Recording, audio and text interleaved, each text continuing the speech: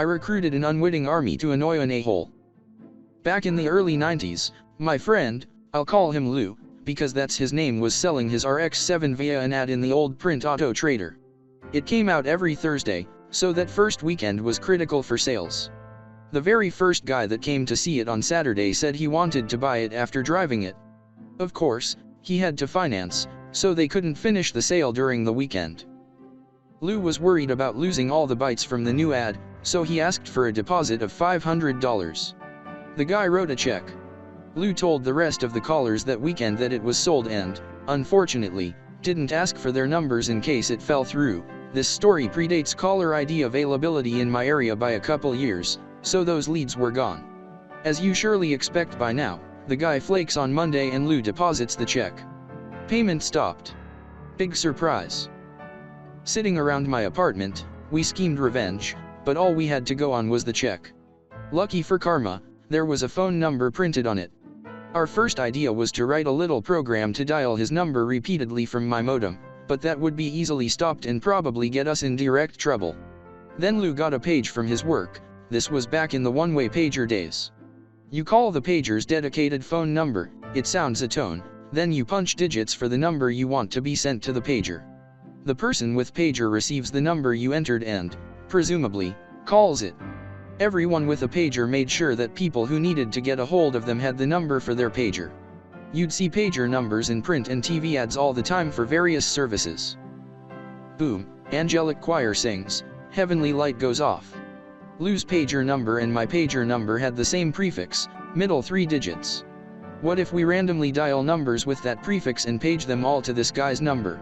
So we order a pizza, open some beers, and start looking through the yellow pages at locksmiths and tow truck services to find more pager prefixes. We wind up with a dozen or so. After that, it's half an hour of coding in ye old Borland C++. I put together a program that would cycle through our list of known prefixes and add a random final 4 digits to get a random pager.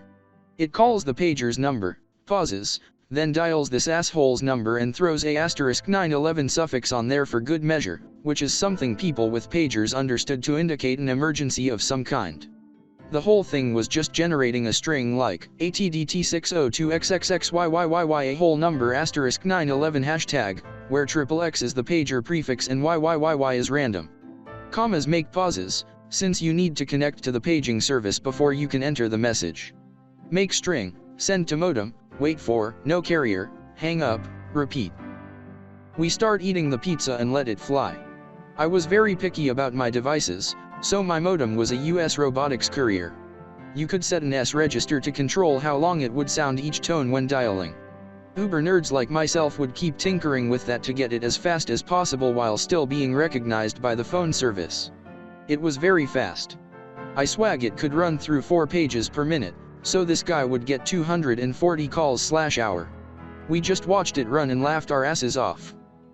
We realized pretty early on that we didn't really know if it was working, so we wandered down to the 7-Eleven and called him from a payphone, just in case he could somehow trace it or the popo were on the case and watching.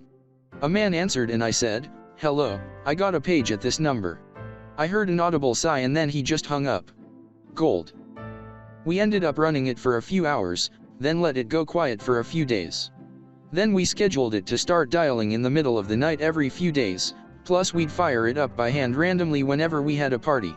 We checked again from the 7-Eleven after a week and it went to an answering machine, which did the rapid tone at the end of the greeting to indicate the tape was full. We reasoned that the line was still ringing, anyway, so we kept at it for another month or so. Eventually, we got the disconnected warning when we made one of our regular checkups. I'm sure he just changed the number. I like to think about that guy answering the phone after a few days of silence when we started it up. I can vividly imagine his response at the "Did someone page me to this number?" as he slams the phone down and then it rings again a few seconds later. Or, of course, coming home from work and having an answering machine full of random people asking about being paged.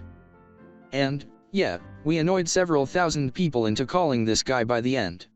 But each of those people was only put out for a single call. A cost, yes, but a necessary one for justice.